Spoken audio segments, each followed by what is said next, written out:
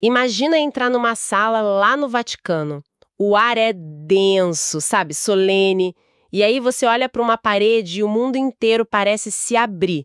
Um afresco gigantesco, uma multidão de figuras, todo mundo gesticulando, debatendo, pensando. A primeira pergunta é inevitável. Quem são todas essas pessoas? O que está acontecendo ali? É uma cena que captura a imaginação há mais de 500 anos. Parece uma fotografia impossível, né? Tipo, o encontro de cúpula de todas as grandes mentes do pensamento ocidental. Exato. Hoje a gente vai mergulhar a fundo em uma das obras mais famosas da Renascença, A Escola de Atenas, de Rafael Sanzio. Mas a nossa análise, baseada nas fontes que recebemos, sugere algo a mais. À primeira vista, é uma homenagem à filosofia, mas na verdade pode ser um manifesto silencioso. Uma declaração de que os artistas, e não só os filósofos, eram os verdadeiros herdeiros e criadores do conhecimento na Renascença. E o mais impressionante é onde esse manifesto foi declarado. Bem no coração do poder papal. Essa localização não é um detalhe, sabe? É a chave para entender a audácia toda da obra. Certo, então vamos começar pelo homem por trás do pincel, porque o contexto aqui é tudo.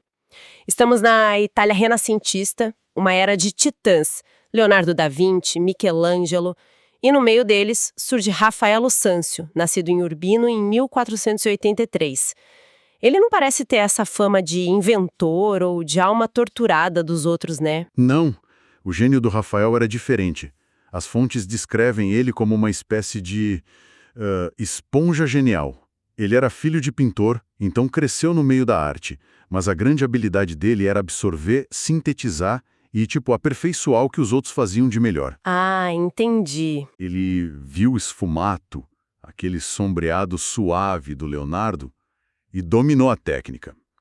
Ele viu a força anatômica, a terribilità do Michelangelo, e incorporou com a própria graça.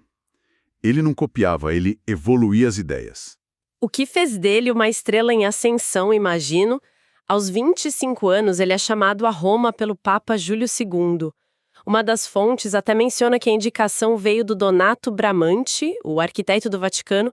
Isso me parece uma jogada de bastidores importante. Importantíssima. Bramante era parente e protetor dele. Roma era o grande palco, e o Rafael chega com um patrocínio poderoso. Júlio II dá para ele uma tarefa, monumental. Decorar seus aposentos privados, a stanza della signatura. E é ali que ele cria essas obras-primas, né? Numa sala que era biblioteca e local de assinatura de documentos. Exatamente.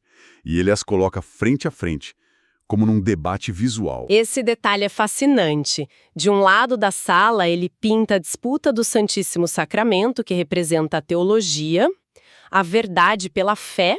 Isso. E na parede oposta, a Escola de Atenas, representando a filosofia, a verdade alcançada pela razão. Exato. Uma parede para a fé, outra para a razão. A simples justaposição desses dois temas em pé de igualdade já era uma declaração poderosa para a época. Superava aquela ideia medieval de que a filosofia era só uma serva da teologia. Quer dizer, Rafael, sob as ordens do Papa, estava elevando a razão ao mesmo patamar da fé. Exatamente. O que me leva a uma pergunta. Isso me parece uma provocação enorme para aquele tempo e lugar. Como é que o Papa Júlio II, que não era conhecido por ser sutil, digamos, permitiu uma celebração tão explícita do pensamento pagão grego bem nos aposentos dele? Essa é a grande questão. A resposta está no próprio espírito da Renascença. O papado da época queria restaurar a glória de Roma, e isso significava abraçar o passado clássico pagão. Tinha um movimento, o neoplatonismo cristão, que tentava harmonizar a filosofia grega com a doutrina cristã. Ah, então havia uma abertura para isso. Havia uma abertura. Então Rafael estava operando num terreno que era, ao mesmo tempo, perigoso e permitido. Ele usou essa brecha para ir muito além do que se esperava dele. Então vamos entrar na pintura. O cenário é grandioso, uma arquitetura que parece um templo romano com uma cúpula imensa ao fundo. E essa arquitetura não é genérica. Os historiadores apontam que ela é claramente inspirada nos projetos do próprio Bramante para a nova Basílica de São Pedro. Que estava sendo construída ali do lado. Exatamente, é como se o Rafael dissesse que esse templo da razão é o alicerce para o novo templo da fé. Ele está fundindo os dois mundos visualmente antes mesmo de apresentar os personagens. E no centro desse templo, vindo na nossa direção, estão as duas figuras principais. Os gestos deles definem todo o debate. Sim, eles são o coração da obra. À esquerda, um homem mais velho de barbas brancas aponta para cima. É Platão segurando o livro Timeu. O gesto é a síntese da filosofia dele. A verdade, a perfeição, não estão neste mundo, mas no mundo das ideias, no plano superior. E ao lado dele, mais jovem, está o Aristóteles. Com a mão espalmada, ele aponta para baixo, para a terra. Um gesto que é a antítese direta do Platão. Exato. Aristóteles, que foi aluno de Platão, segura a ética Nicômaco. O gesto dele representa a filosofia empírica. A verdade se encontra aqui, no mundo observável, na natureza, entende? É o idealismo contra o realismo, o debate fundamental da filosofia ocidental resumido em dois gestos. Pois é. Mas é aqui que a primeira camada do manifesto do Rafael começa a aparecer. Porque o rosto de Platão não é bem o de Platão. De jeito nenhum. As fontes são unânimes. É um retrato de Leonardo da Vinci. Espera um pouco. Isso é mais do que uma simples homenagem.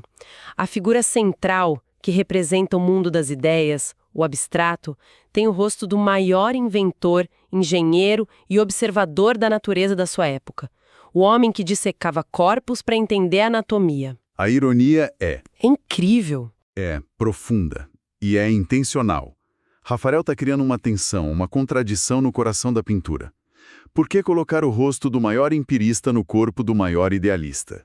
É aqui que a teoria mais provocadora das nossas fontes entra em jogo. A ideia de que isso seria uma espécie de vingança artística contra o próprio Platão. Isso soa quase subversivo demais para uma encomenda papal. Subversiva é a palavra certa.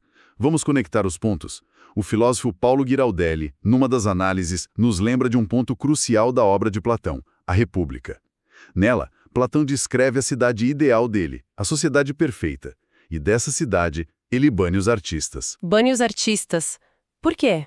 Eu achava que os gregos celebravam a arte. Celebravam, mas a filosofia do Platão era radical. Para ele, o mundo que a gente vê já é uma cópia imperfeita do mundo das ideias.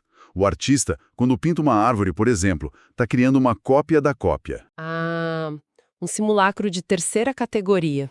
Exato. Algo que nos afasta ainda mais da verdade. Para Platão, os artistas eram meros imitadores, perigosos porque nos distraem com ilusões. Ok, entendi.